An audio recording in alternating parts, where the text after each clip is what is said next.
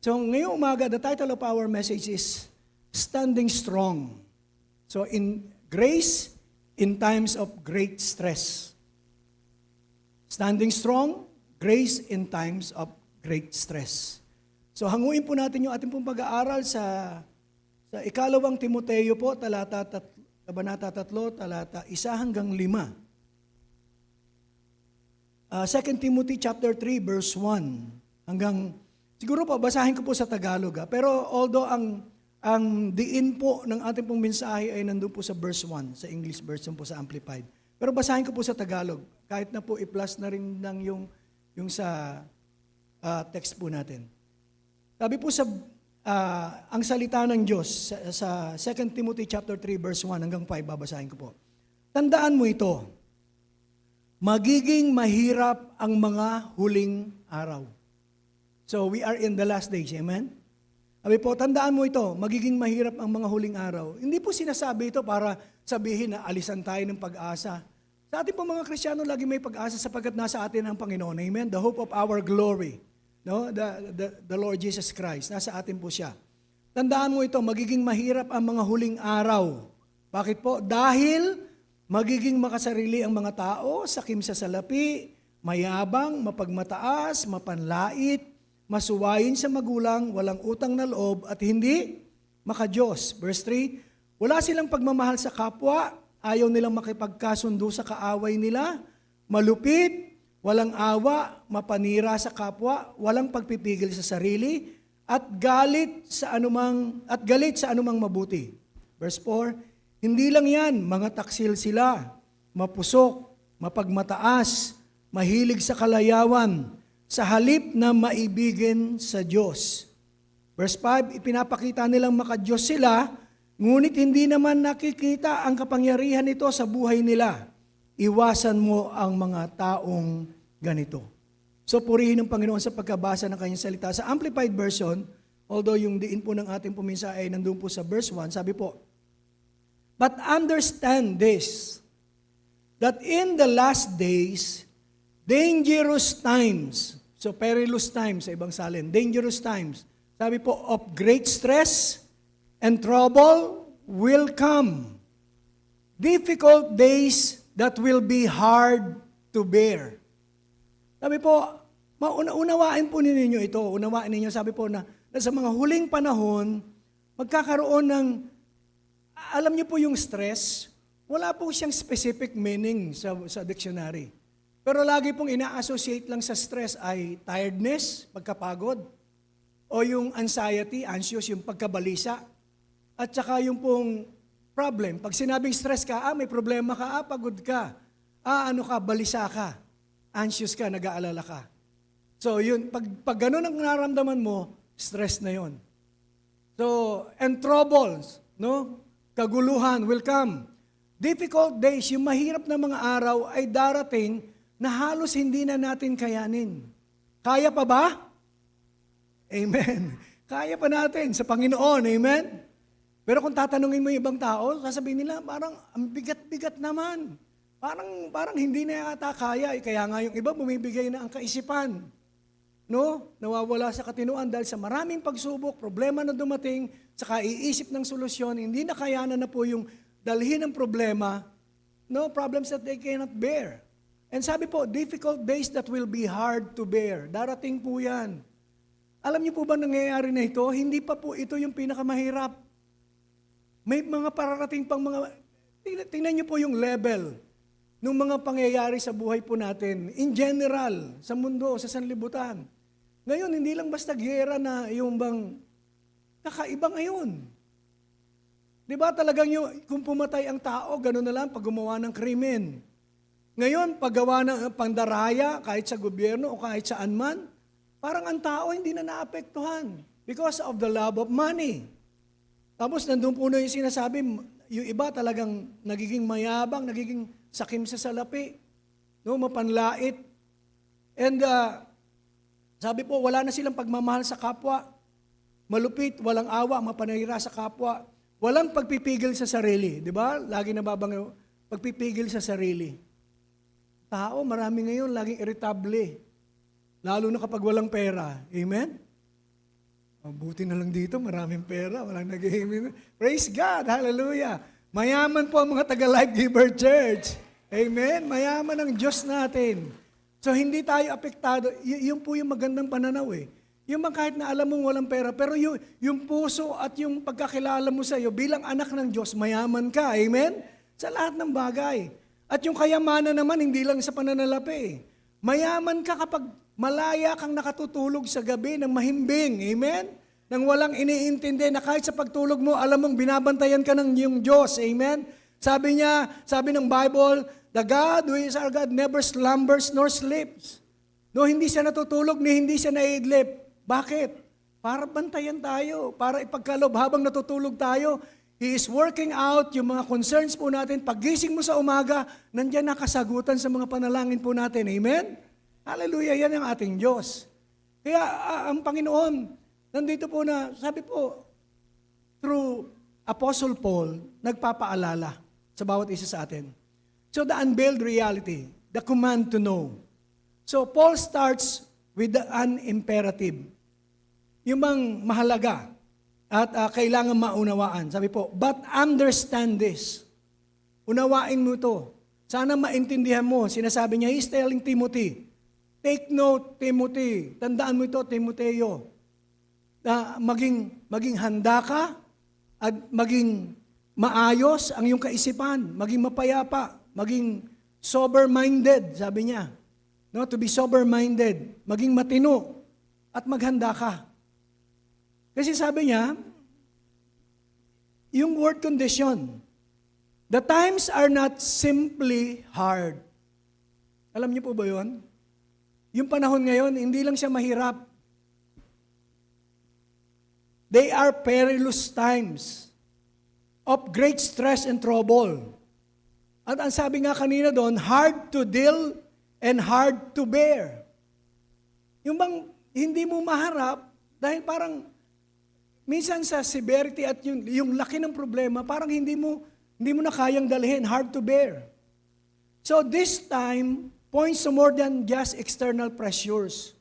Yung sinasabing troubled times and yung great stress, yung perilous times, hindi lang po ito yung nakikita nating kaguluhan sa gobyerno, yung bang ekonomiya natin, hindi lang external, hindi lang yung nakikita ng ating mga mata. Sabi po, it points to more than just external pressures. It includes moral decay. Yung pag-uugali, yung morality ngayon. Sabi nga, yung moral ng tao ngayon bumababa eh. No, wala na po, hindi na iniintindi yung mga, kung ano yung sinasabi ng Biblia, kung ano yung tama. Hindi po, basta gusto ng tao, yun na lang sa kanya eh. Kaya pati yung moral, yung pag-uugali, iba na po. Magmula sa, hindi lamang po yan sa henerasyon ngayon, kundi sa lahat. Lalong na kapag wala sa Panginoon. No, nag-iiba po yung ugali, mas lalo pong pabulok ng pabulok. Tapos ang dami pang false teachings na lumalaganap. No, maraming katuruan. Masarap pakinggan. Pero unti-unti inilalayo ka sa katotohanan ng iyong relasyon sa Panginoon ang mahalaga. Pero marami kang natututunan. And yung general departure from godliness, yung pagiging makadiyos. Noon, kahit po nasa lumang pananampalataya natin, di ba alam natin kapag linggo magsisimba tayo? Amen? Alam natin yun, lalo na kung tayo po yung mga anak, hindi mo alam yun sapagkat merong isa sa iyong mga magulang, especially una niya dyan, yung mga nanay, magsasama sa iyo sa simbahan. Alam namin, every Sunday, kailangan magsimba. Na tuwing 6:00 ng hapon, kailangan magdasal, sama-sama ang pamilya. No? Pero ngayon, ano po ang kalagayan? When it comes to spiritual things, ang tao, pero sabihin mong pagkakataon, merong opportunity para kumita, sasama ba kaagad? Yes. Lalo pag sinabi mong walang puhunan to. Sama ka. Meron tayong seminar na aatinan. Wala pong masama doon. No? Walang masama. Kung ang gusto ko idiin dito, bakit maraming tao madaling ayain ngayon sa ibang bagay, pero pagdating na sa spiritual na kalagayan, ang hirap na nilang akayin. Noon, madali tayo mag-evangelize, amen? Madali tayo mag-share. Yung kapitbahay mo, sabi mo, sama ka sa akin sa linggo. Alam ko, ang daling isama eh. Pero ngayon po, hindi. Lalo na kapag meron silang gagawin, at lalo na kung may patungkol sa kanila pong kabuhayan, hindi nila ipagpapalit yung kanilang kabuhayan sa mga spiritual na bagay lamang. Pero tayo po nakakilala sa Panginoon, alam po natin yung kahalagahan ng fellowship. Amen? Hallelujah. Ako po na-bless sa turo ni Pastor Jason noong nakaraan, De La Cruz dito ni Wednesday, about fellowship. Yung mga kasi, alam niyo po ba na yung presensya po ninyo ay pagpapala sa isa't isa? Yung bang makita namin kayo dito na kahit na alam namin may problema kayo, pero nakikita namin kayo nagtataas ng kamay, nagpupuri sa Panginoon. Lahat naman tayo may pinagdadaanan. Hindi lang pala ako, kasi siya rin, pero nakikita ko siya na yung glory ng Lord nasa kanya. Di ba na-encourage tayo sa buhay ng isa't isa? And that's what fellowship is. Yung pagsasama-sama natin. At alam niyo po ba na nananalangin ng bawat isa, in general, para sa lahat, hindi man kayo mabanggit isa-isa sa panalangin. Pero kasama tayo sa panalangin. At least, na-include tayo doon sa prayer nila. Ibig sabihin, doon sa prayer na yon, may ginagawa pa rin ng Panginoon. Kaya sabi ni Pablo kay Timoteo, take note, be sober-minded and be prepared sa lahat ng pagkakataon. Sapagkat ang kondisyon ng mundo, times are not simply hard, hindi lang siya mahirap, talagang mapanganib po ngayon. And, hallelujah, nagdadala ng stress and trouble. Nabanggit ko nga po sa inyo, wala pong exemptions eh. Kahit na lingkod ng Panginoon. Until now, we are still praying para po sa anak ni Pastor Ernie, and include Nathaniel sa panalangin. Nathaniel, Kabtalan. Biruin mo yung stress, biruin mo yung hinagpis ng mga magulang na hindi mo makita ang iyong anak at 3 linggo na, ano na iniisip mo? Lahat na ng bagay naisip mo. Pero minsan darating ka na lang sa punto na pagkakatiwala mo na lang sa Panginoon. At sasabihin na lang na, basta lang mabalik kahit na anong kalagayan. Masakit po yung para sa magulang.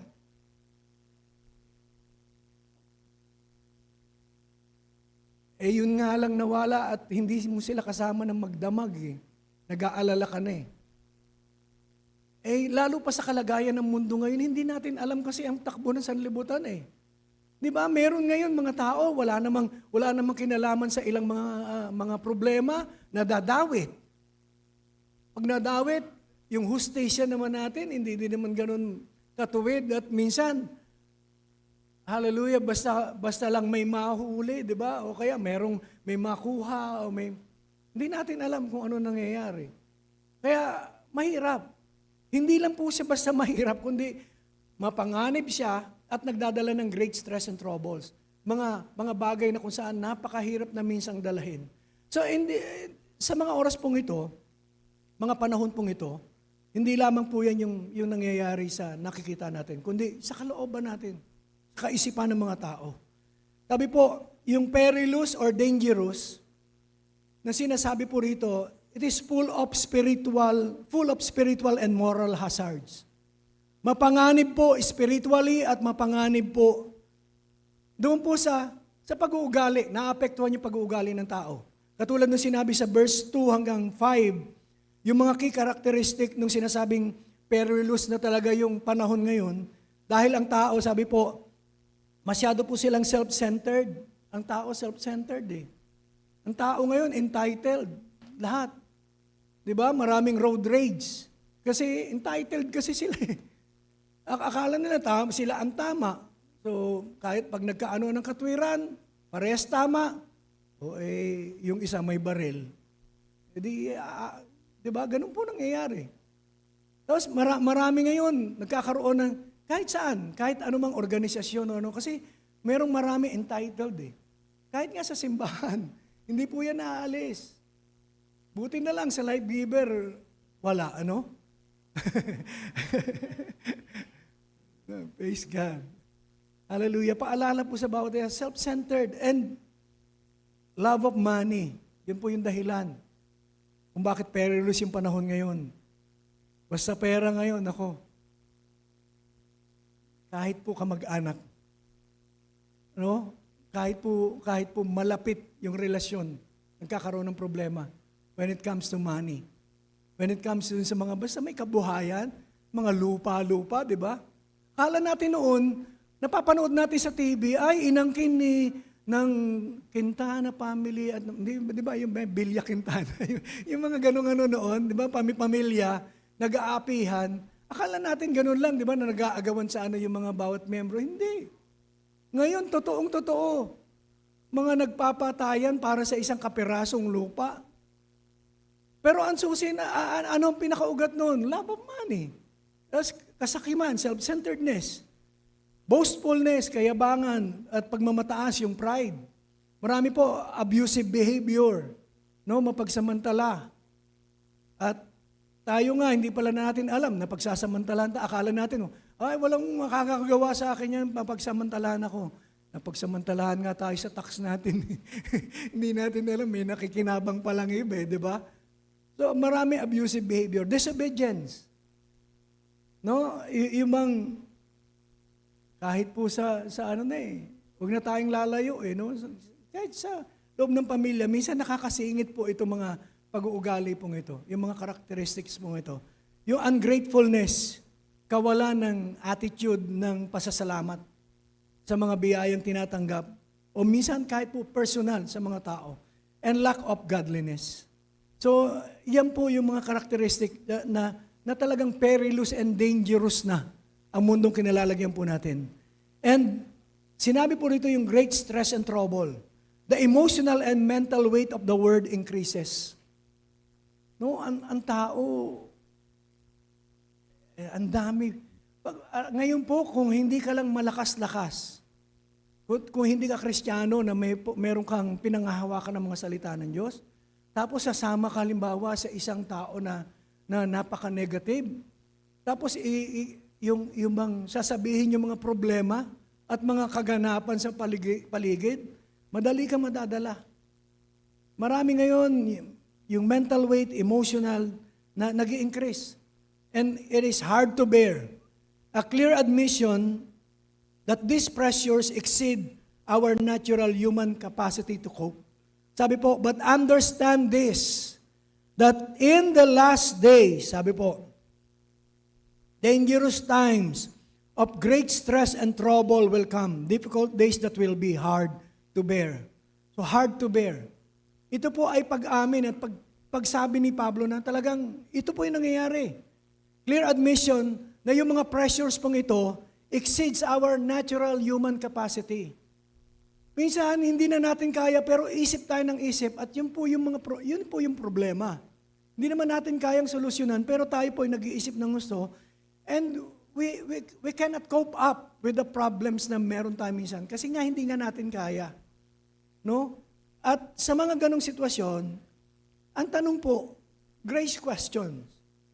How can we, na sinasabi natin bilang mga tao na mahina lamang tayo, tapos ngayon uutusan tayo na magpakatatag sa ating pong pagtayo doon sa mga panahon na mahirap. No? Parang, alam mo naman, na napaka-laki, napaka-huge nung mga circumstances na sa harapan mo. Tapos ngayon, uutusan ka, stand strong. Sabi mo, paano nga ako makaka-stand strong? Tao lang ako.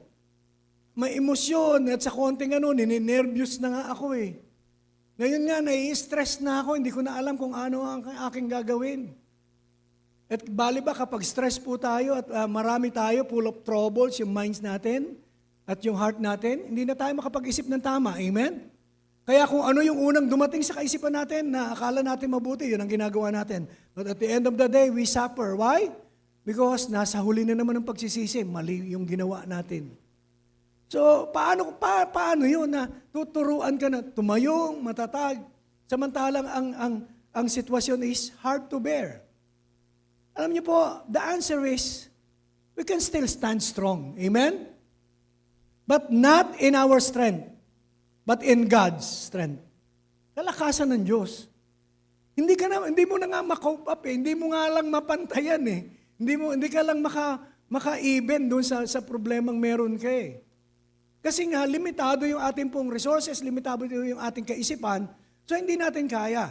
Kaya pumapasok po dyan na hindi po sa kalakasan natin that we can stand strong, but in the strength of God. Hallelujah.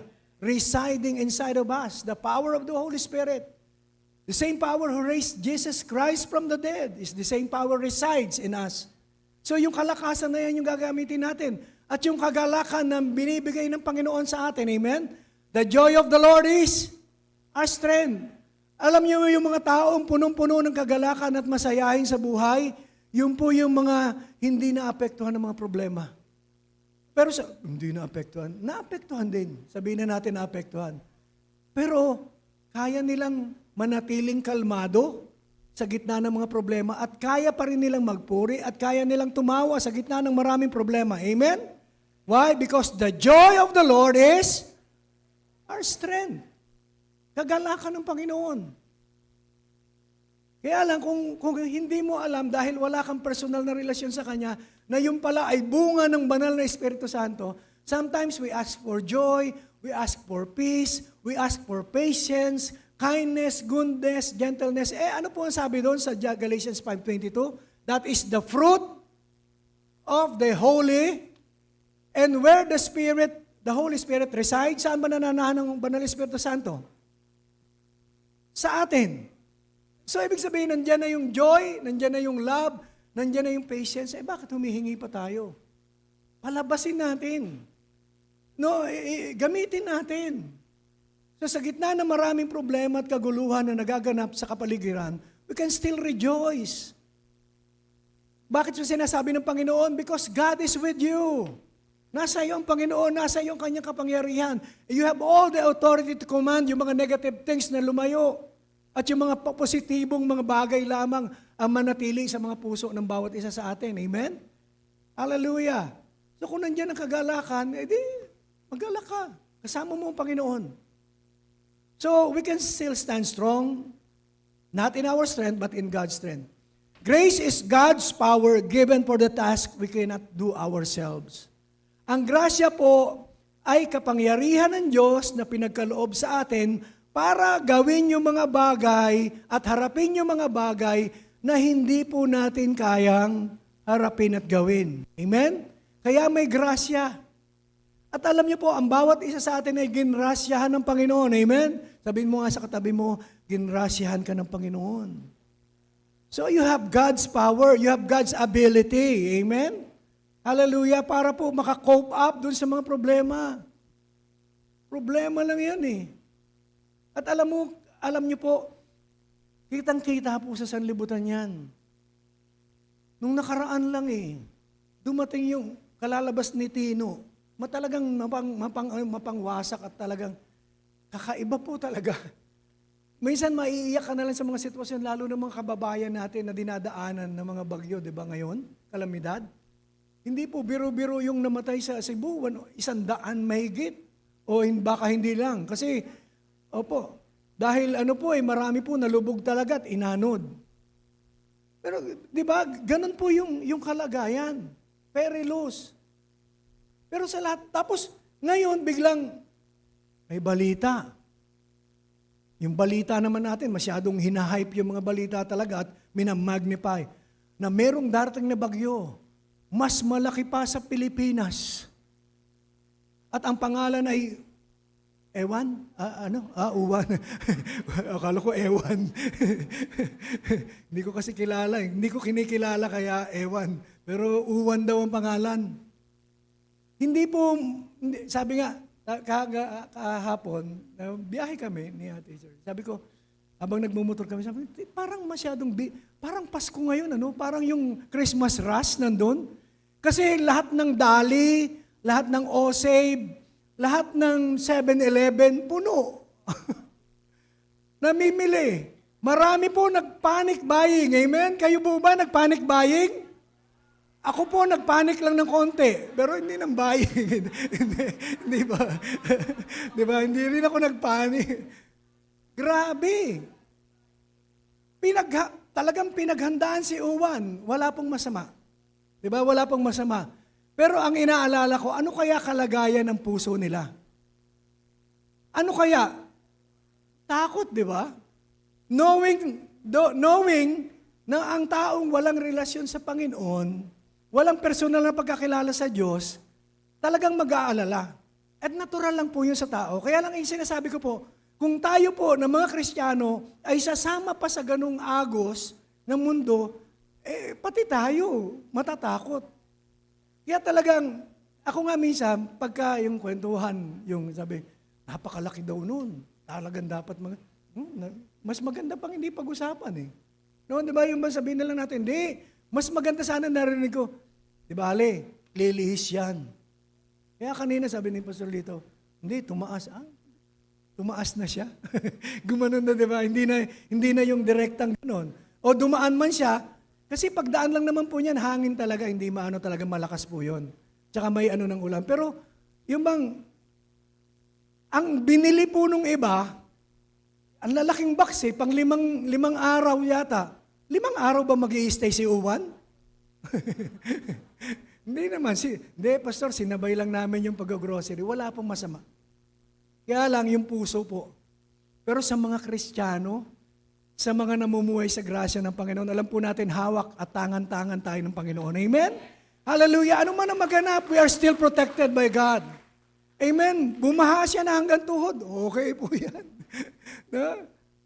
Talaga namang, wag na po tayo magtaka sa pagbaha. Dahil talagang kasama ng pag-unlad ng ekonomiya ng tao. Di ba? Ang daming subdivision, yung dating nadadaanan ng tubig, di ba? Wala na.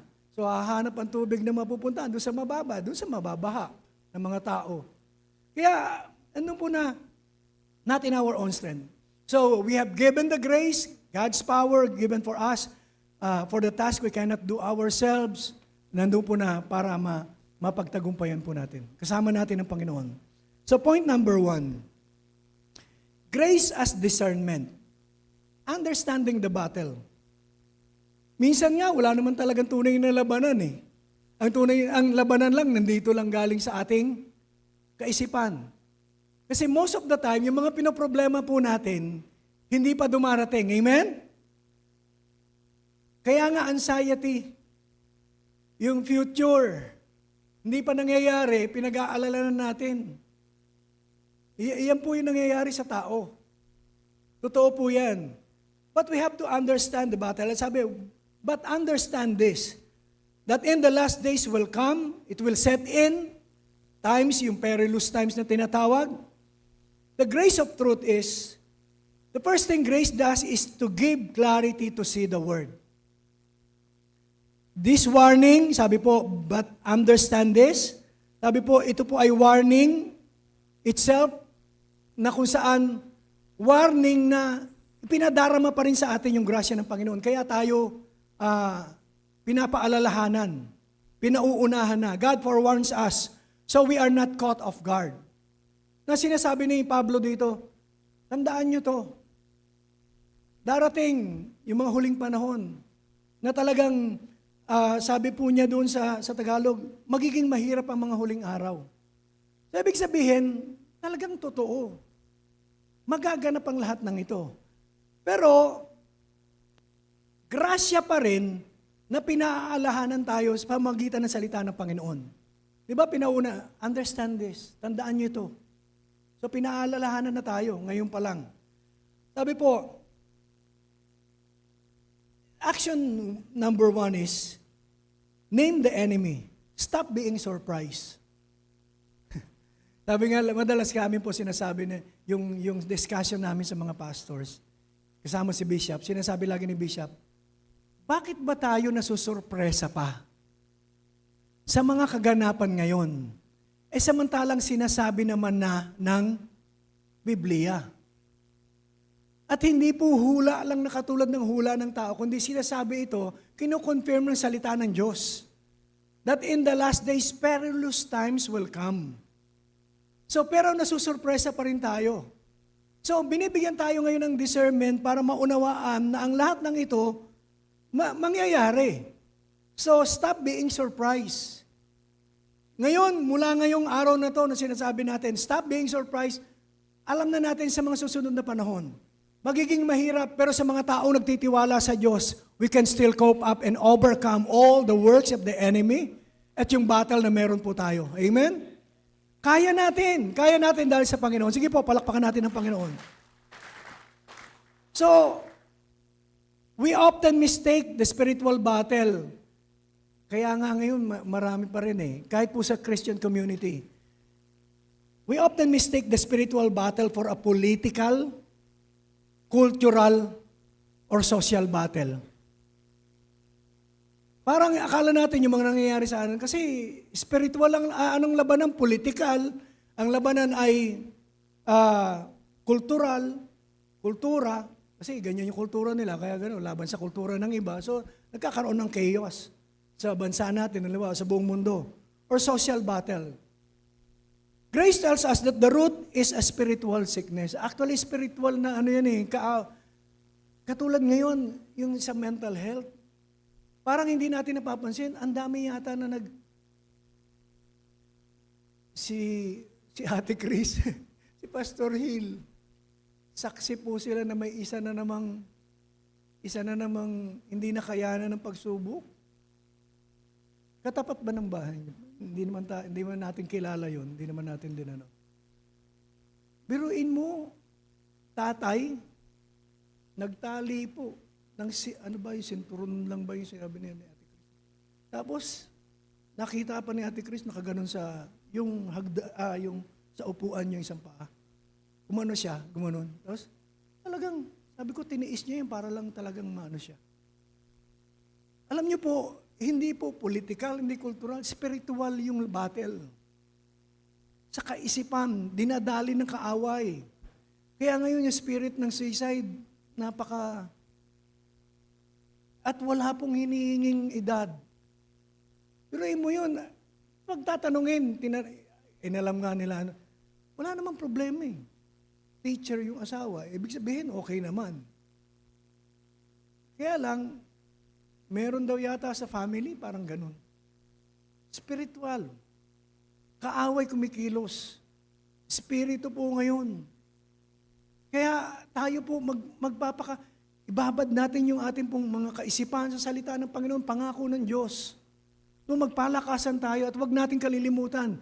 Ipag-pray po natin ang bawat kapatiran. Hindi nyo makilala, Lord, tinataas ko po sa iyo yung mga kapatid ko po sa Life Giver Church na nagdumadaan sa mga problema at pagsubok. No? So, ganun po talaga ngayon. Tayo ang magtutulungan, tayo po ang magpapalakasan. At tayo po ang talagang magpapanalanginan. So, spirito po yan . Hindi pa, parang unusual kasi, di ba? Hindi po yung sakit lang hindi po, spiritual yung ugat ng problema. Kaya, nandun po na dapat po tayong magpatuloy sa pamumuhay sa grasya ng Panginoon. Grace tells us that the root is spiritual sickness that leads to the lovers of self, described in the following verses kanina sa 2 hanggang 5. But if we stand in our own strength, talagang ang mangyayari, kung sa kalakasan lang natin, and sa sarili nating kagustuhan, alam niyo po, masyasyak lang tayo, and we will crumble when the church o tayo ang bawat isa is persecuted, or yung kapaligiran po natin ay mas lalo nang hindi maganda yung nangyayari sa bansa natin, sa community natin. Kung sa sariling lakas lang natin, hindi po natin kayang tayuan ng lahat ng ito.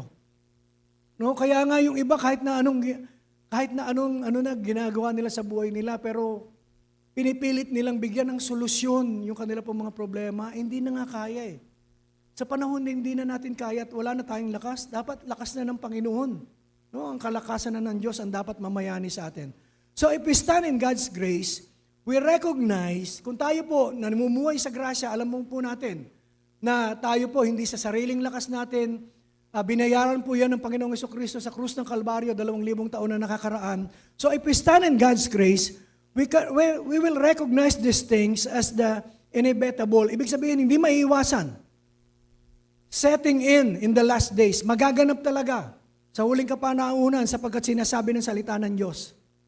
So our stability, pakinggan po natin, our stability is found not in the word improving. Yung katatagan natin, hindi natin dapat iayon na, teka, magiging maayos din naman ang mundo eh. Hindi na po. Hindi na po magiging maayos in general talaga. Talaga may kaguluhan na po. May mga problema, may magdadala sa atin ng stress. Our stability is found in the Word, not in the Word improving, but in God's Word proving true. So hindi na lamang po doon sa mundo na magpapabuti, kundi sa salita ng Diyos na nagpapatunay na ang salita niya ay totoo. Naniniwala ba kayo ang salita niya ay totoo? Amen.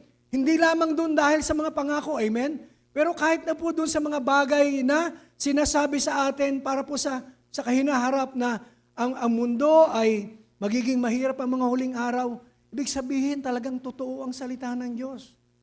Nangyayari na. Di ba dati ang alam lang natin, there will be rumors of wars, di ba, lovers of pleasures, pero ngayon, patindi ng patindi yung mga nasasaksihan natin. And that proves na totoo talaga ang salita ng Diyos. Hindi lang dahil sa kanyang mga pangako, kundi maging sa mga negatibo pang mga bagay na darating, pinaghahanda niya na tayo eh. So, ibig sabihin, totoo ang salita ng Diyos. Our stability is found not in the word improving, but in God's word proving to be true.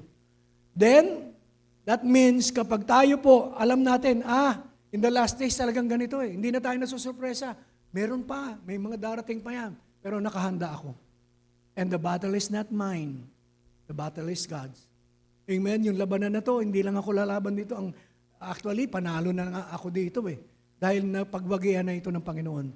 So, this allows us to stand calm amidst the chaos.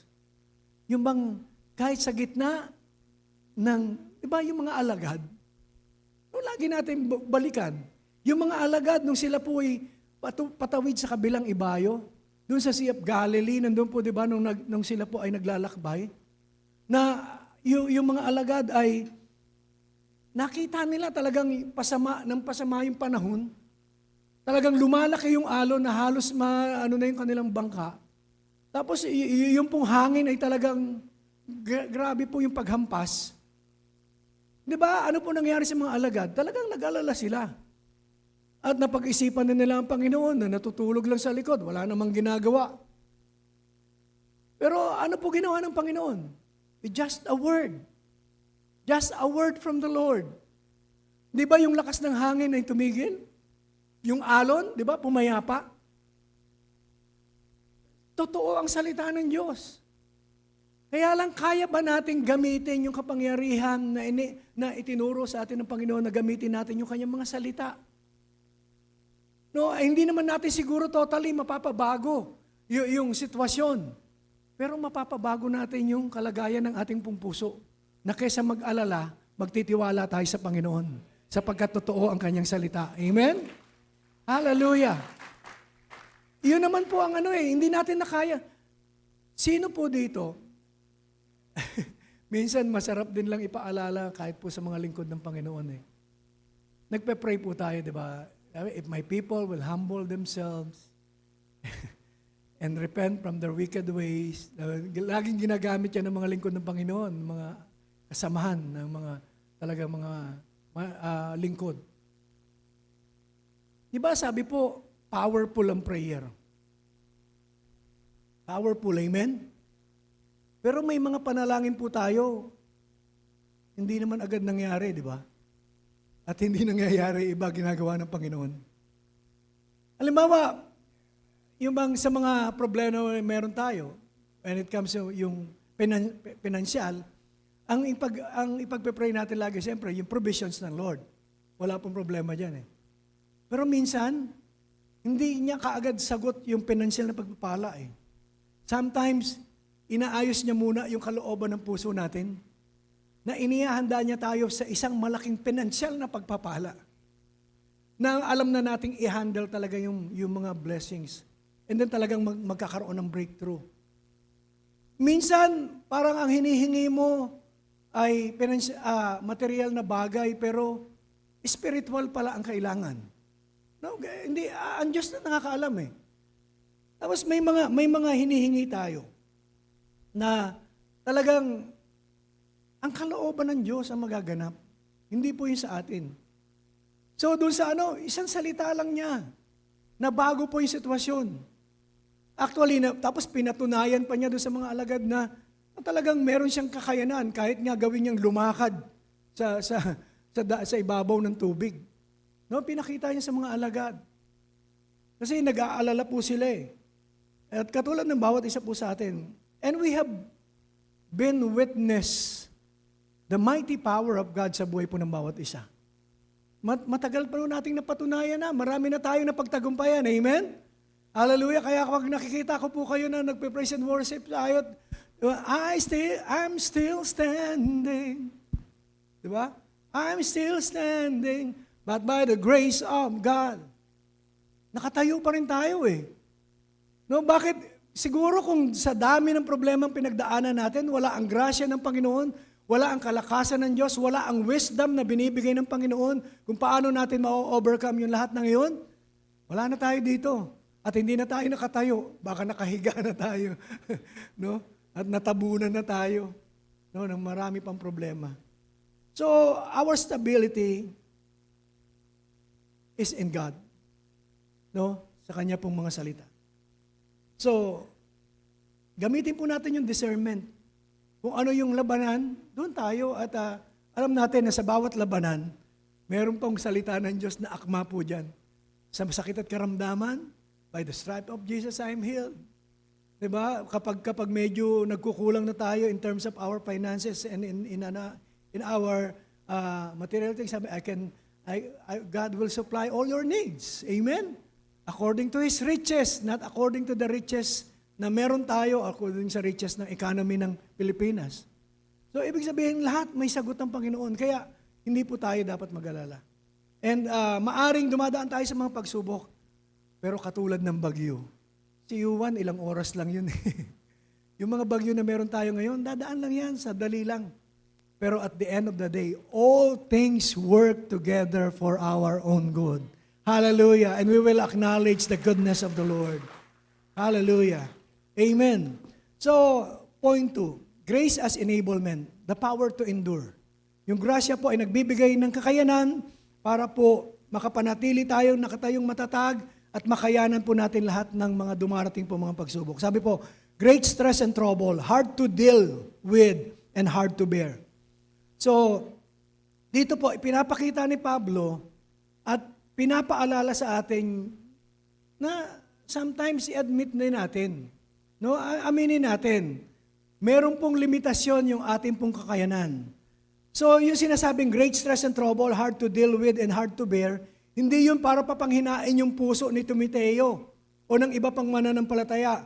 Kundi, sinasabi ni Pablo, aminin mo, acknowledge mo sa iyong sarili lang, hindi mo kaya. Kasi hard to bear yan and hard to deal with.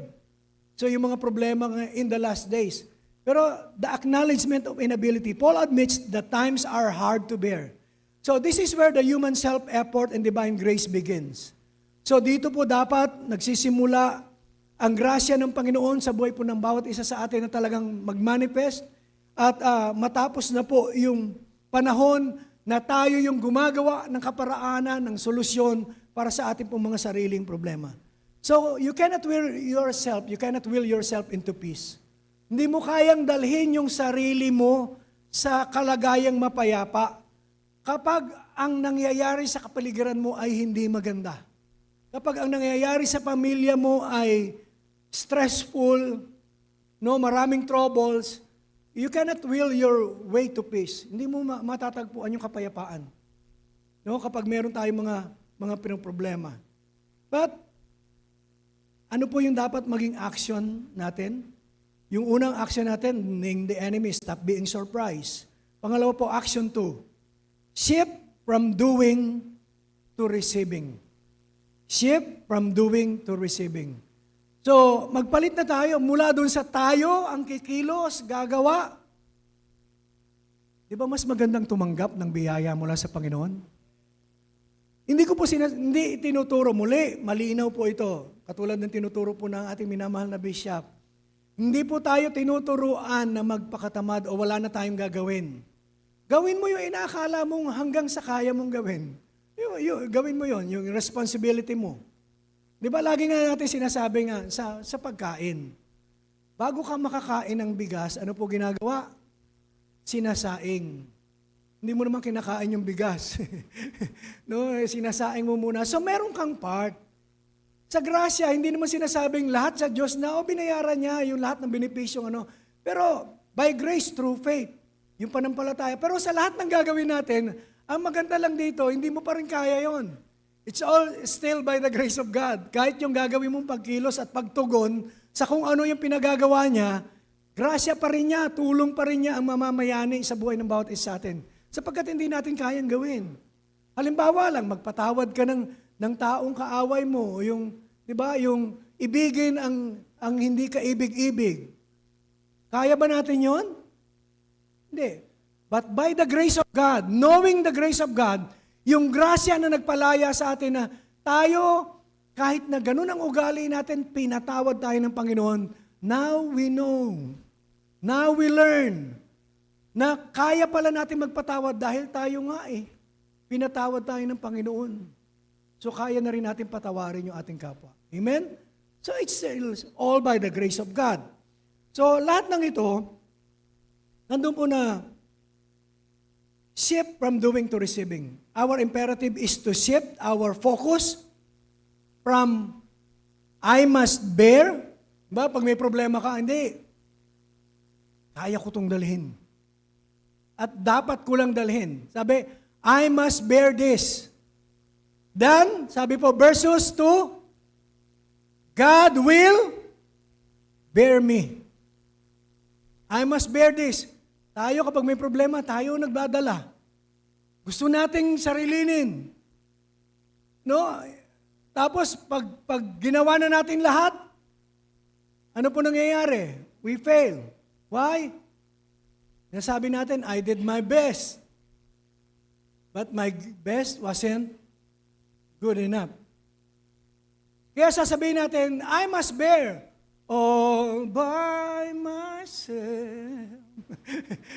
Panay kanta pala yun. All by myself na naman. Hindi, kaya ko yan. I must bear. Pero tigilan na po natin. We cannot bear. But God will bear us. Ang Diyos ang siyang magdadala sa atin. Huwag tayo ang magdala sa problema. Amen? Sa anumang concerns natin, huwag tayong magdala. Ilapit natin sa Panginoon. Ano po sinasabi? And He said, cast your burdens upon me. Those who are heavily laden. Sabi niya, do not bear your load. I am the man. I am the one who will bear that for you. Ngayong umaga sinasabi ng Panginoon, anak, pwede ba i-unload? Bigay mo na, unload mo na lang sa akin lahat. Huwag mong dalhin, nahihirapan akong tingnan ka, na binubuhat mo yung mga problema mo, binubuhat mo yung sarili mo, na hindi mo naman kaya. That's why stress ka na. Sinasabi ng Panginoon ngayong umaga, halika, pati ikaw, bubuhatin kita. Amen? Ang Diyos ang magdadala sa atin. God will bear us. Kaya ako, doon na ako. Ayoko na magdala. Ang sakit sa ulo kaya. Tsaka nakakatanda. No? Hindi, di ba, pag ano, iba yung ano mo eh. Di ba, iba yung countenance ng taong problemado, yung maitim yung dito, tapos yung, di ba, yung skin, ano. Pero yung mga taong nagtitiwala sa Diyos, parang halaman na nakatanim doon sa tabing ilog, amen? Green na green ang mga dahon at hitik sa bunga, amen? Why? Because it's all by the grace of God, and God is bearing us. Ang Diyos ang nagbubuhat sa atin, hindi tayo nagbubuhat. So kaya pag nakikita ka nung kakilala mo, parang di ka natandaan eh. Yung mga sa Teresa kasi gano'n ang punto eh. Parang di ka natandaan eh. Ganun tayo. Pero, hallelujah, ang totoo, may mga problema din tayong lahat. Pero hindi natin dinadala. Ang Diyos ang nagdadala para sa atin. Yun po yung pinakamainam natin gawin. Shift from doing to receiving. So the gospel antidote, grace is the antidote to the hard bare life. So ang antidote ngayon, o yung solusyon ngayon, doon sa isang mahirap na buhay, kasi na, kami nga mismo mga pastor, nagtatanong, ano ba gagawin natin talaga? Wala, sa bandang huli, we come up with the word na, ang kailangan ngayon, harapin lang talaga. Harapin lang talaga yung mga problema. Harapin na may pananampalataya sa Diyos. Pero wala ka na magagawa. Iiwasan ba natin? Hindi. Hindi mo naman maiiwasan yun. Nandyan yan eh. Pero haharapin natin na may pagtitiwala sa Panginoon. So, yan po yung hard to bear life. Ang sagot po dyan ay ang grasya ng Panginoon. Sa 2 Timothy chapter 2 verse 1, earlier ng mga chapters, pinaalalahanan ni Pablo si Timoteo, sabi niya, "You therefore, my son, be strong in the grace that is in Jesus Christ." Sabi mo nga sa katabi mo, be strong in the grace that is in Jesus Christ. Amen? Be strong in the grace of God.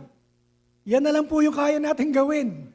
Pero yung iwasan pa yung problema, wala namang araw na hindi may dumadating na may mga challenges sa buhay. So, ano po yan? Katotohanan yan. Yan ang sinasabi ng salita ng Panginoon. So, standing in the grace, when life is hard to deal with, the Christian stands by resting in the finished work of the Lord Jesus Christ. Amen? Tapos na po yan. 2,000 taon na, ginawa niya ang lahat. No? Siya po ay nabayubay sa krus ng Kalbaryo para bayaran ang lahat ng ating kasalanan at kung ano man yung kailangan natin sa pang-araw-araw na buhay at buhay para po sa pangkabanalang kalagayan, pinagkaloob na po sa atin ng Panginoon. So lahat po yan ay nandyan na.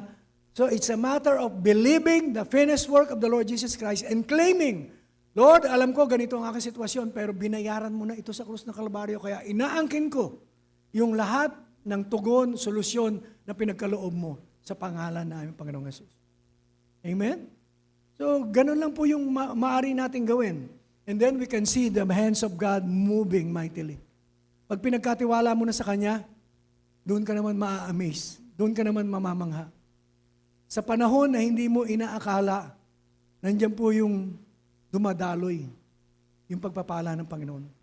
Sa panahon na parang iniisip natin na, teka, parang wala yata akong makitang very evident na manifestation ng pagkilos ng Panginoon. Yes, hindi mo makikita, pero meron siyang ginagawa. At ang makikita mo na lang yung resulta ng kanyang ginagawa sa buhay po ng bawat isa sa atin. Amen?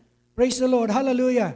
So, standing in the grace, when life is hard to deal with, we as Christians stands by resting in the finished work of the Lord Jesus Christ. We are strong. Are you strong? Amen. We are strong because He is strong.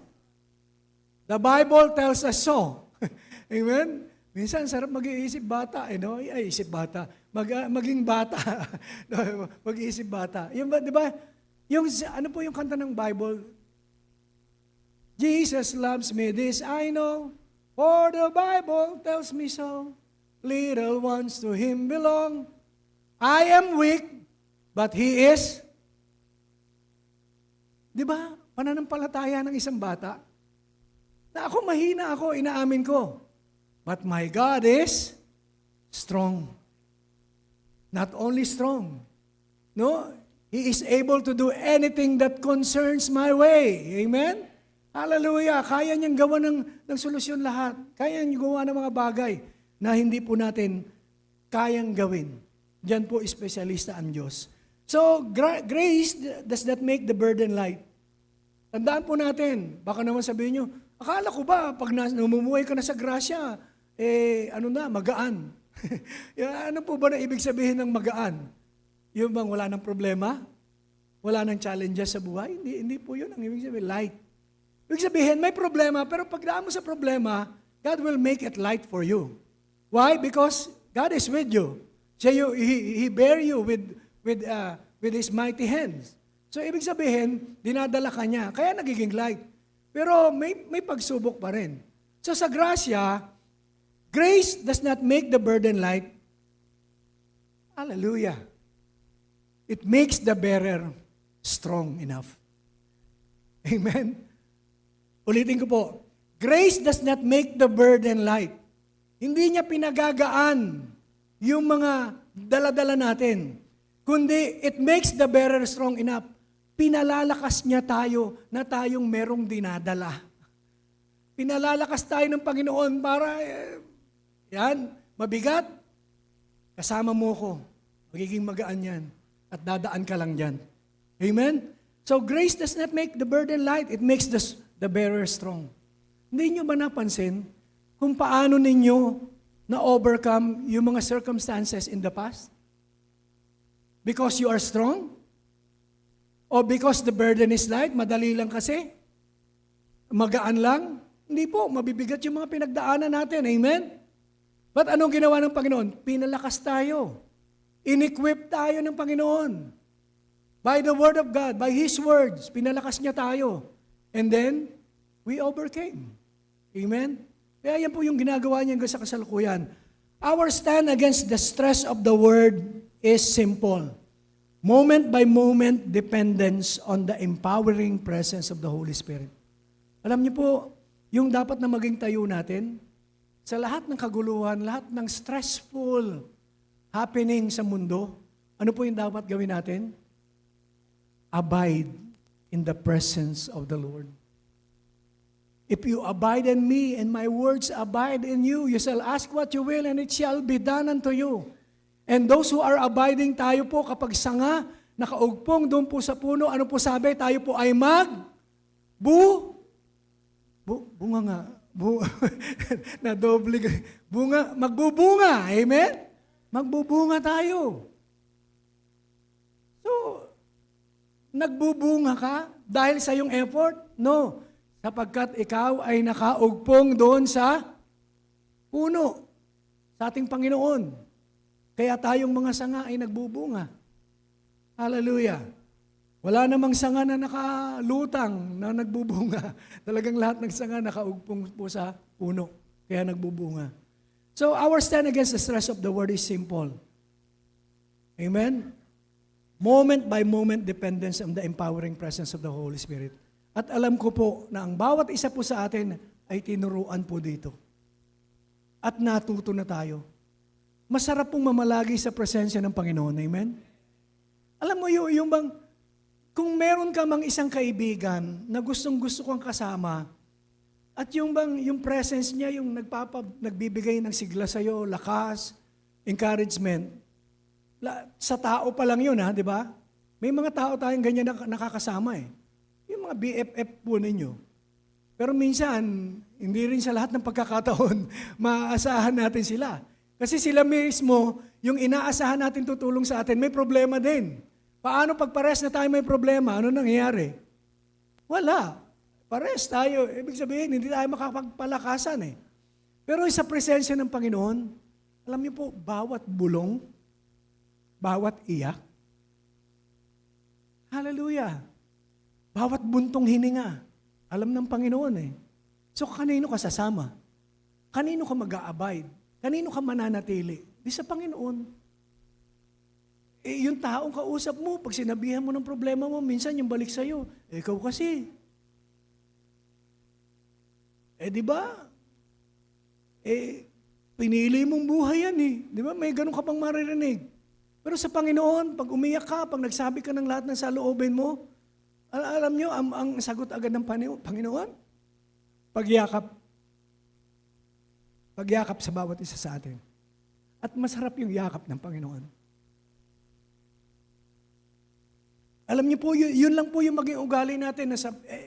Kaya nga si David he was been known at sa Biblia ay very popular at hanggang ngayon alam po natin, he is a man after God's own heart. Why? Because in everything na kanyang gagawin na nangyayari po sa kanya, ang lagi pong ginagawa ni David, he always inquired of the Lord. Pag may mga problema siya, may threat siya galing sa kaaway kay Haring Saul, he inquired of the Lord. Pag may mga bagay siyang hahakbangin ito ba ang gagawin ko, Lord? He inquired of the Lord. Lagi pong sa Panginoon. Naghahanap po siya kung ano yung kalooban ng Panginoon. Kaya naman, he was a man after God's own heart. At alam niyo po, masarap maging a man after God's own heart. At tayong lahat naman walang sinasabi dito na specific, tayo lang, yung pastor lang ang man after God's own heart. No. Tayo po, matutunan po natin na moment by moment, we have to be dependent on the empowering presence of the Holy Spirit. Ang banal na Espiritu Santo ang kasama po natin lagi. No, araw-araw ng buhay po natin. Kaya kausapin po natin siya. I-acknowledge natin siya na nandyan siya. Holy Spirit, salamat na sa lahat ng ito, sa araw na ito, ikaw ang mag-guide sa akin. Ikaw magtuturo sa akin. Ikaw magpapaunawa sa akin ng mga bagay. Ikaw ang mag-aakay sa akin tungo sa katotohanan. So, sa pamumuhay na tama. So, yun po yung maging ugali po ng bawat isa. And point number 3, grace as commitment. Sabi, the Christian's imperative is yung tama lamang at angkop na gawin po natin mga Kristiyano is to stay in the fight. So, grace as commitment, a will to persevere. Hindi po yung own will natin na tayo po'y magpapatuloy, magtitiyaga. No? Hindi, sabi po, the Christian's imperative is to stay in the fight. Although, sabi nga, yung battle had been won, ang labanan po ay napagbagyan na ng Panginoon, tayo na kapag isa sa Kanya ay nagwagi na, bawat araw po may labanan. No, so stay in the fight. The perilous times demand a consistent, committed opposition. Kasi kapag ngayon sa ganitong kalagayan, tumigil ka sa pananampalataya mo sa Panginoon, tumigil ka sa mga bagay na ginagawa mo para lalong mapalago o mapalalim ang iyong pagkakilala sa Diyos, nandun po sa iyong relasyon sa Panginoon, medyo manghihina ka. So, the perilous times demand a consistent, committed opposition. Ibig sabihin, talagang yung bang tatayuan mo, yung pananampalataya mo. But not a reactive burst of anger, but a steady, grace-fueled commitment. Alam natin yung grace-fueled commitment, gagawin natin yung mga bagay, hindi dahil sa atin, kundi dahil sa grasya na pinagkakaloob ng Diyos sa atin. Dahil sa kakayanan na ibinibigay ng Diyos sa atin. Kaya yung commitment mo, hindi yung commitment mo yan na ikaw lang, kundi ang Diyos, sabi nga, ang tawag dito, the grace-driven will. Diba, mayroong purpose-driven? Na ang nagtutulak sa iyo, mga purpose, layunin. Hindi po, tayo namumuhay sa grasya, grace-driven will. We are called to stand firm, and this is expressed through 3 commitments, all made possible by the grace of God. 3 commitments. And malapit na po ako matapos. Number 1, isang commitment na una, commitment to truth, not trends. Kasi maraming trend din sa religious community. Minsan may din yan sabi nung isang pastor, ano ba uso ngayon sa Christianity? Di ba nung panahon na, di ba dumaan yung revival, may laping revival. Ngayon, iba naman ang uso ngayon, grace naman ngayon. Ano to, trend? Uso-uso lang? Hindi po. So sabi po, we have to make a commitment. At ito po ay grace-fueled commitment. Una, commitment to truth, not trends. The perilous times are marked by deception. Sabi po sa verse 7 doon, sa ating pong binasa kanina, kung dadako po tayo sa verse 7, sabi po, nais laging matuto. Hindi po ng mga babaeng ito lang. Kasi dito sa Tagalog, nais laging matuto ng mga babaeng ito, pero hindi nila maunawaan ang katotohanan kailanman. So, hindi lang yung mga babae. In general, marami gusto lang matuto. Pero, hindi nila maunawaan ang katotohanan kailanman. Kaya marami graduate ng, doctorate na Marami. Pero hindi mo makita sa buhay. Iba, talagang pinangangalandakan na sila ay apostol, bishop, pero at nagpatuloy na nag-aaral, pero hindi pa rin naunawaan yung katotohanan. Dahil, bakit? Hindi mo makita sa buhay. Ano pa rin? So, always learning but never be able to arrive at the truth. So we have to be committed to the truth. Sa katotohanan tayo.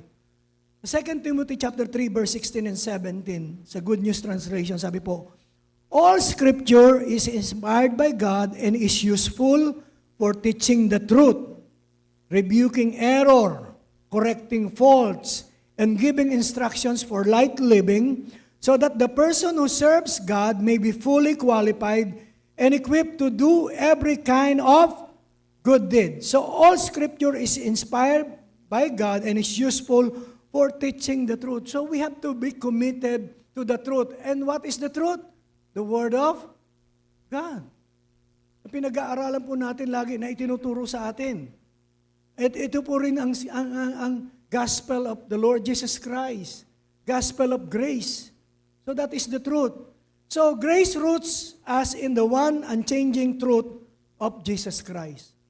Kaya si Jesus Christ, no, yung ating relasyon sa Kanya, yung ating pagkakilala sa Kanya, malaki po ang magagawa po niyang biyaya sa buhay po ng bawat isa sa atin. So our stand is a commitment to the gospel message regardless of its unpopularity. Alam niyo ba, huwag kayong magugulat na minsan kung may kausap kayong kapwa nyo Kristiyano, iba yung tinuturo sa kanila. Pag sinabi mo, ano ang sa inyo, mga belief or na pag-uusapan, kami, we stand in the gospel of grace. Minsan, doon kayo nakikinig. Ang tinuturo doon, ang tao maging tamad. At saka yung kasalanan, okay lang. Kasi sa grasya, ganun pinatawad na naman, so pwede na magkasala. Ganun agad ang nila. Very unpopular po ang message ng gospel of grace. Kaya tayo, we have to be committed, no? Doon po sa pagpangangaral nito at sa pamumuhay nito. So commitment to the truth. So para tayo maka stay in the fight, may labanan. Pero dala-dala po natin yung gospel ng grace, ng katotohanan na pinapangaral sa bawat isa po sa atin. Even though it is unpopular at naanuhan tayo, medyo minsan napupulaan tayo dyan. So, commitment to truth, yun po yung una. Recommitment po ito, sabi po, commitment to contrast. Ano ba yung contrast? Kabaliktaran, ano? So, commitment to contrast, not conformity. Ibig sabihin, kung ano yung sistema ng mundo, baliktarin natin. And we live in a life of grace culture. Yung kultura ng grasya ay pamuhay natin. Kung ano yung narinig natin dito, ano tinuturo, yun ang ipamuhay natin. So kabaliktaran sa gusto ng mundo. No? Grace demands that we be the opposite of the self. Di ba ang mundo kanina, ito yung larawan. Magmula sa verse 2 hanggang verse 5 na sinasabing self-centered ang tao, mapanira sa kapwa, walang pagpipigil sa sarili, galit sa anumang mabuti, at wala na silang gana doon sa mga bagay na patungkol sa Diyos. Yan po yung kalakaran ng sanlibutan. Sabi po, kung yan ang kanilang katwiran, baliktarin natin. Kung sila ay wala nang gana sa mga bagay ng bagay na patungkol sa Diyos, tayo po lahat, lalo nating mahalin ang mga bagay na patungkol sa Diyos. Amen? Lalo tayong magsimba. Lalo tayong dumalo sa gawain. Kasi yung sinasabi, wag nating kaliligtaan ang pagdalo. Tapos lagi tayong, hindi natin inaano na yung katulad ng panalangin natin in the past na halos nagmamakaawa tayo in desperation. But now we still pray, amen? At mas masarap mag-pray ngayon, walang stress. Wala yung kailangang maramdaman mo yung batok mo na nananakit para lang maramdaman mo yung presensya ng Panginoon. Ngayon, talagang, we can come boldly into His throne of grace. At ang prayer natin ngayon, wala nang hinihinging lugar. Basta nandun ka at biglang naalaala mo ang Panginoon, gusto mo siyang kausapin mo siya. And your communication to God is called prayer. Kasi dati ang prayer, papasok ka sa kwarto. O kaya may altar. O kaya may di ba? May ganun. Pero ang prayer is just a simple communication with our Father. Simpleng pakikipag-usap lang sa ating Ama. Pag kinakausap ako ng mga anak ko, pa, may pera ka? meron pa naman. Meron kayo din, di ba? Naranasan siya. Ma, kumusta? Kumustahin muna. Hindi, parang ganun. Ibig sabihin, paano ba sila makipag-usap? Parang, alam nila, hindi naman nawawala yung paggalang, pero yung bang light lang, na kung saan parang alam natin, para masabi lang natin yung ating kalagayan sa Kanya. Ang sarap ng prayer na ganun eh. Yung, Lord, kung talagang nasanay ka na lalo na Abba Father, o Daddy God, o kung ano man ang tawag mo, ba? Lord, ba't ganun? Ako may mga times na ganun, Lord, ba't ganun? Ganito yung pero iba yung nangyayari. Minsan nagtatanong ka. But then, the Word of God will answer you. No? Huwag kang maghintay ng isang tinig na tutugon sa'yo, baka tumakbo ka. Lord, kausapin mo nga ako nung kinausap ko naman. Ano yun? Baka naman tumakbo ka. Hindi po. No? Yung Word of God, mapapaalala sa'yo ng Panginoon yung mga salita na nalagay sa puso mo o minsan yung mga devotion po natin. So, commitment to contrast. Grace demands that we be the opposite of the self-centered, pleasure-loving word describes doon po sa mga binasa natin kanina. So, our stand is to live life marked by love, self-control, and godliness. No, sa Titus chapter 2, verse 11 and 12, sabi po sa New King James Version, for the grace of God that brings salvation has appeared to all men. Alam po natin na grace of God that brings salvation is the Lord Jesus Christ, has appeared to all men, teaching us that, denying ungodliness and worldly lust, we should live soberly, righteously, and godly in the present age. So, teaching us that denying ungodliness and worldly lust. So, ano ngayon ang kailangan? Magkaroon tayo ng pag-ibig sa puso po natin. At meron naman tayo niyan. So, ipadama na lang natin sa iba. At yung self-control. Ngayon, ang tao nawawala. Talagang maiksi ang pagtitimpi ng tao. Totoo po ako po personally, may mga ganong, minsan kalagayan, di ba? And also, minsan, dinajustify lang natin, hindi, kasama kasi yan, kasi meron akong mataas ang sugar ko ngayon. Kaya ganun, iba yung mood ko. Parang ako yung kinakausap ko, Dati share. Kasi minsan may ganun Minsan, i-justify mo ba? Hindi kasi mataas ang sugar ko ngayon, kaya Pero hindi. Tama yun na merong parte yun. Pero ang totoo talagang minsan, umiiksi ang pasensya natin, umiiksi ang pasensya.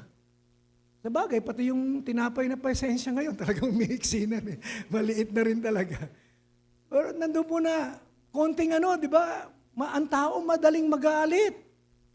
No? Madali tayong mainis. Kaya, ang kailangan ngayon, pakita natin pag-ibig ng Diyos. Pakita natin yung self-control, yung pagiging maka-Diyos. No? At makahawa tayo sa iba. So, ito po, our stand is to live life marked by love, self-control, and godliness. Not because we earn that already, yung ability na yun ay meron na tayo. Kasi talagang sa grasya lang ng Panginoon, magkakaroon tayo ng pag-ibig, ng self-control. But because grace empowered the transformation. Ang grasya ang mag-empowered sa atin para mabago tayo. At maisagawa natin yung sa buhay natin, makita ang pag-ibig, yung self-control, at yung pagiging godly.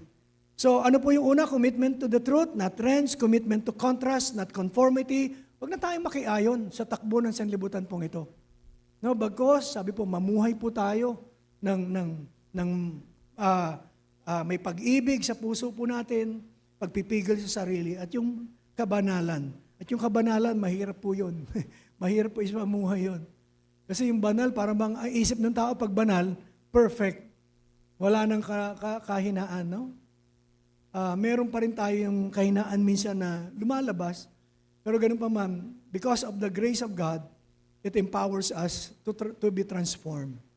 Nababago tayo from glory to glory. Unti-unti. Amen? So, and ang isa pa po, and pang number 3, commitment to separation. Commitment to separation not contamination.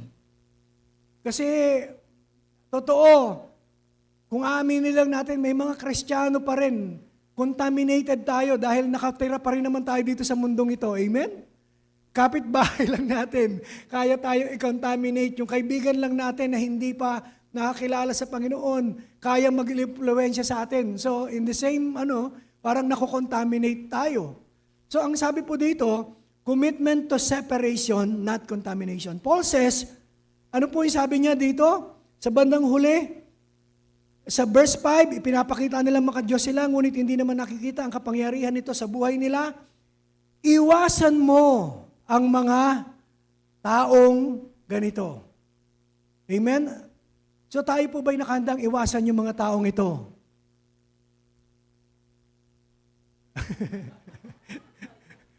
Tapos tumingin ka sa katabi mo. Hindi po. Iwasan mo ang mga taong ganito.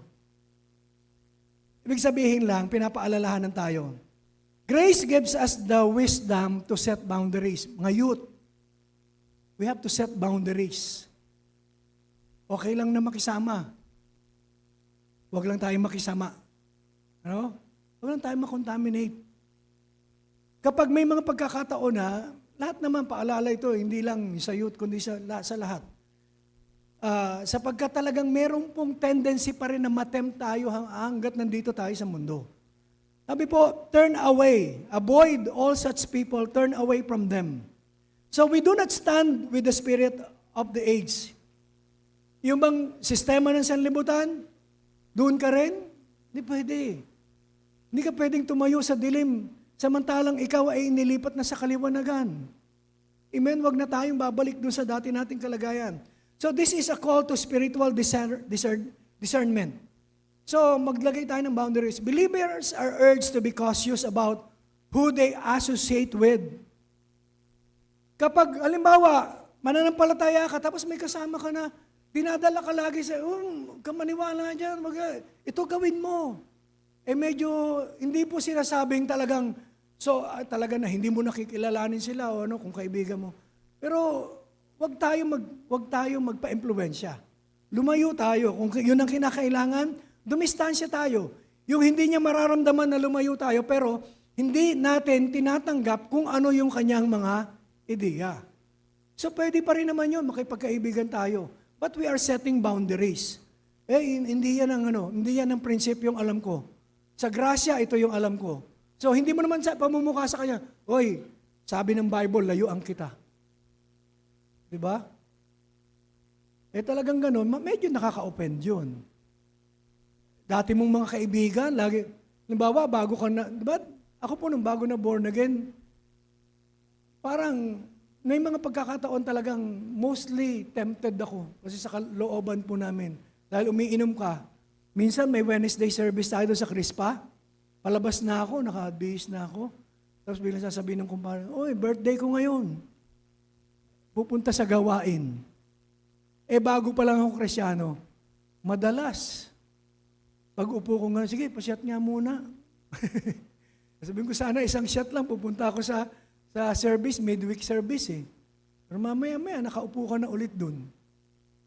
Nung mga bago po akong Christian po noon. Ngayon, hindi na po ako nagpapatagay. Ako na po kumukuha. Yung bang, di ba? Ganun po ginagawa Pero nung natutunan ko na, hindi mo naman sila pwedeng sabihin na, hoy, alam nyo ba na yung ginagawa nyo masama? Ako, napaka sa Panginoon yan. Ako, kayo mapupunta sa dagat-dagatang apoy. Ako, kung ganun ang sasabihin mo, wala na maboborn again. Lahat mo-open sa atin. Kung hindi natin pagpapadama ng pag-ibig. So, spiritual discernment. Cautious tayo doon sa mga taong natin na sinasamahan. And avoid to those who might lead us to astray. Yung mailalayo tayo sa prinsipyo ng Diyos, sa mga katuruan, sa ating relasyon sa Panginoon, higit sa lahat, huwag tayong sumama doon sa mga taong yun. No? This is not arrogant exclusion, but humble self-protection.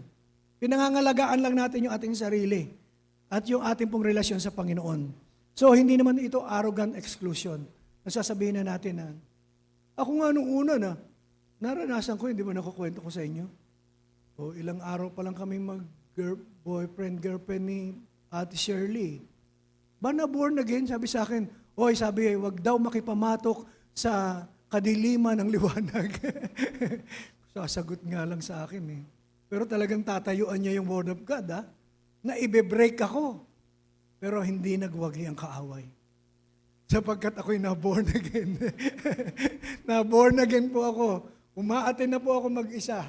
Kaya nung na-aten ako mag-isa, yun, di-qualified na ako. Kasi parehas na kaming nasa liwanag. Hindi na kami nakikipamatok sa kadiliman. So, ganun po nangyari. So, commitment to separation, not contamination.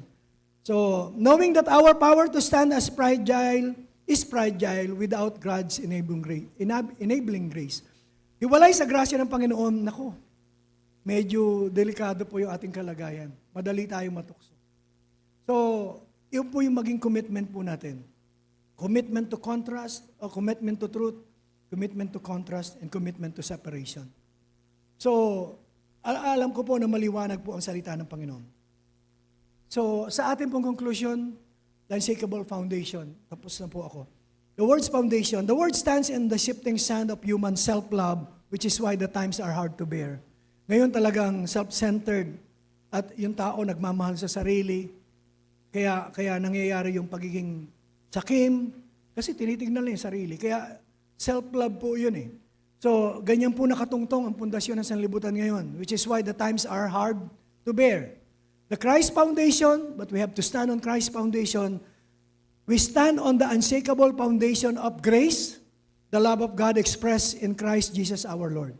In Romans 8:38 hanggang 39, sa New King James Version sabi po, For I am persuaded that neither death nor life, nor angels, nor principalities, nor powers, nor things present, nor things to come, nor height, nor depth, nor any other created thing shall be able to separate us from the love of God which is in Christ Jesus our Lord.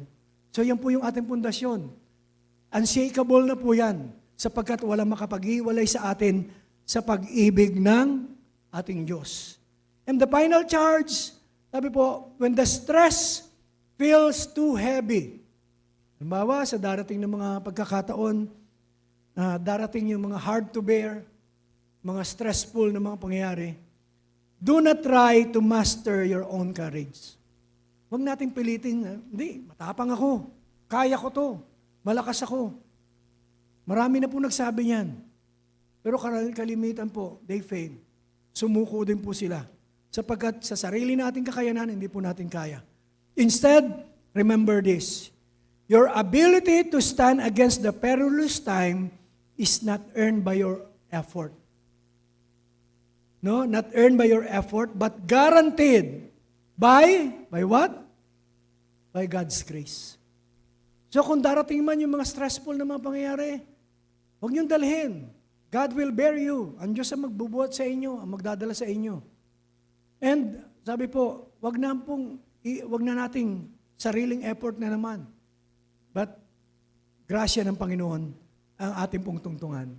So stay or stand in the grace ground. Stand in the grace ground. Kaya sa oras pong ito, let us just come before the Lord.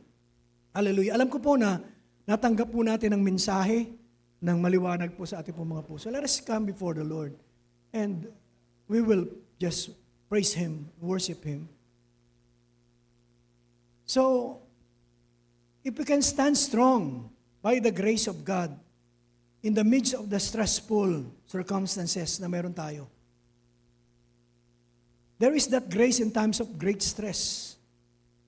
And what do we need to do? What we need to do is be still in the presence of the Lord. Be still in His promises.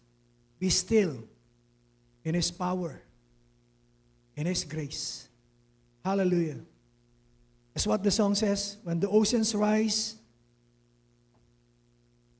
at lahat man ng kalagayan ay talagang sumama ang kalagayan ng sanlibutan, sabi nung awit, I will soar with you, Lord God.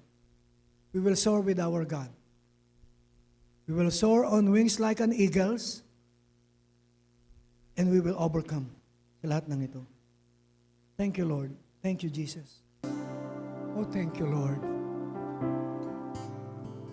Father, thank you, Lord God.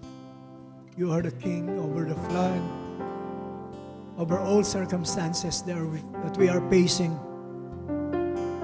We will be still before your very presence, O God, knowing that you are our God, our refuge, our help in times of our needs, O God.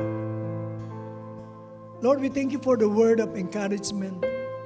Thank you, Lord God, for reminding us to stand strong and have that grace in times of great stress.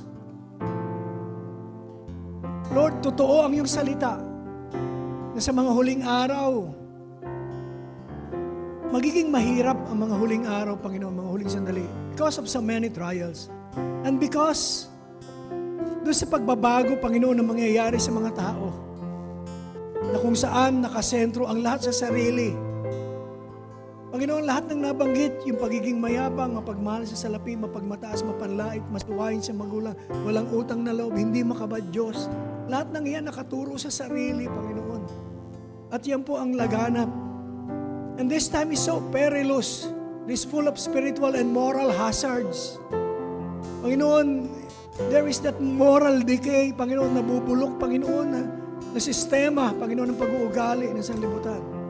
Great stress and trouble. The emotional and mental weight of the world is increasing. But Lord, sa lahat ng ito, we believe that you remain faithful unto us. Hindi ka nagbabago, Panginoon, sa iyong pag-ibig, Panginoon, sa amin. Kung paano, Panginoon, ikaw ay malayang nagbigay, Panginoon, ng iyong pong sarili sa krus ng Kalbaryo. 2,000 taon na nakakaraan.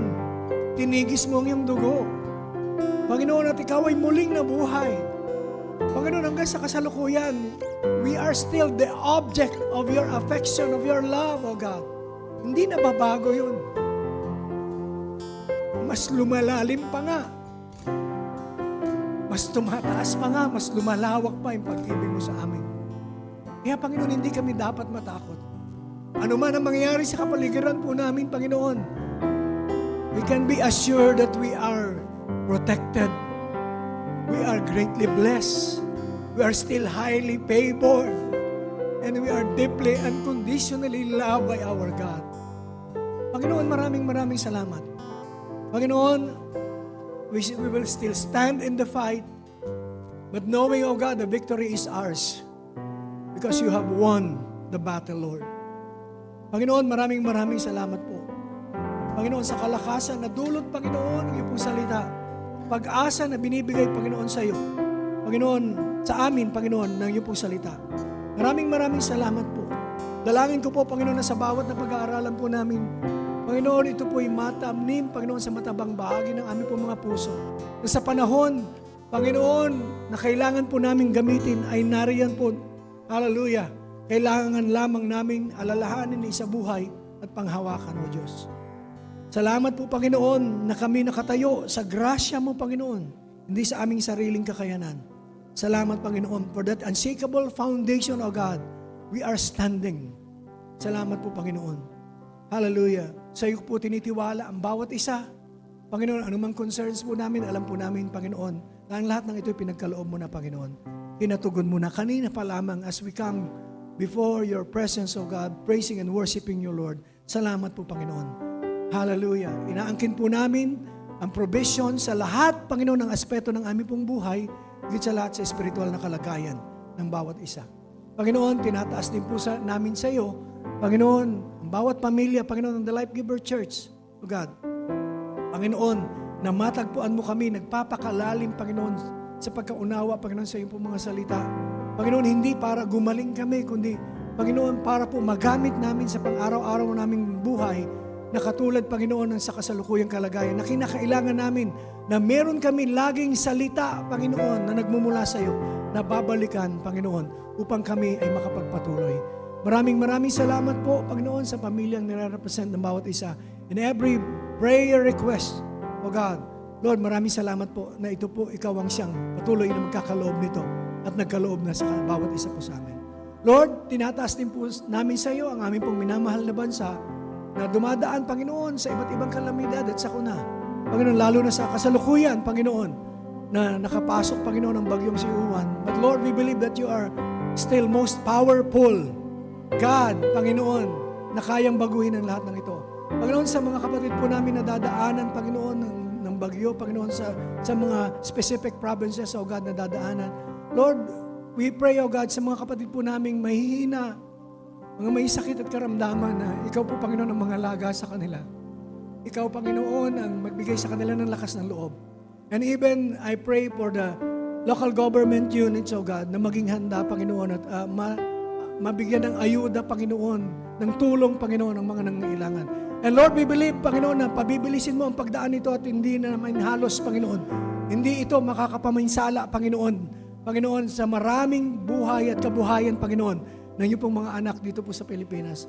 Maraming salamat po, O Diyos. Hallelujah. For your provisions, O God. You are calming the storms, Lord God. Hallelujah. At binibigyan mo ng kapayapaan ang aming pong mga kababayan, Panginoon. Maraming salamat. Maging sa bawat isa, Panginoon, pagpalain niyo po at ingatan ang bawat isa po sa amin. Maraming salamat din po sa aming pong minamahal na Bishop. Pagpalain niyo po siya, Panginoon. Hanggang sa muli po namin siyang makasama, Panginoon, sa mga susunod na araw. Palakasin po siya physically, manatiling malusog, Panginoon. And whatever yung ministry na kanya pong ginagawa, Panginoon, ikaw ang mag-equip, Panginoon, sa kanya ng lahat-lahat ng kanyang pangangailangan. Maraming salamat po sa mga kapatiran, Panginoon, sa Amerika, specifically, Panginoon, sa binuksang gawain sa Phoenix, Arizona, Lord God. Bless them, Lord. At sa mga gawain po namin sa iba't ibang panig ng mundo, sa iba't ibang outreaches dito sa Pilipinas, Lord, bless them, O God. Ingatan niyo po sila at pagpalaing, Panginoon.